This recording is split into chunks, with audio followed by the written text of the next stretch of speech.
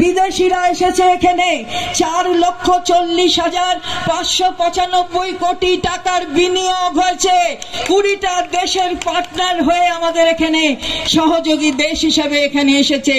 আজকে আপনাদের এগুলো বুঝতে হবে আর মানুষের কাছে গিয়ে বলতে হবে যে বাংলায় বিনিয়োগ করতে আসছেন উদ্যোগপতিরা, বিনিয়োগ করবেন, এ রাজ্য আরো বেশি কর্মক্ষেত্র তৈরি হবে। দেউচা পাছামির খনন কার্য শুরু হয়ে গেছে, সেটা এইখানে এই জেলার ভেতরে। আবার উত্তর 24 পরগনায় 50 একর জমি দিয়েছেন ওএনজিসি কে।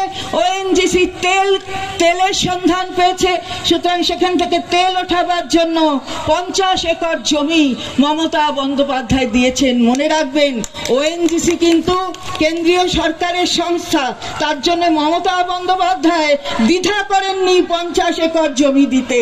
এটা মমতা বন্দ্যোপাধ্যায়, এটা যুক্তরাষ্ট্রীয় কাঠামোকে সম্মান জানানো, এটা মমতা বন্দ্যোপাধ্যায় করেন।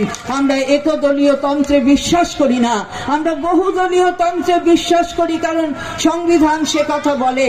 তাই আমরা ভোটের মাধ্যমে কে আসবে কে না আসবে সেটা ঠিক করে দেন জনগণ, সেই জনগণের উপর আমরা নির্ভর করি।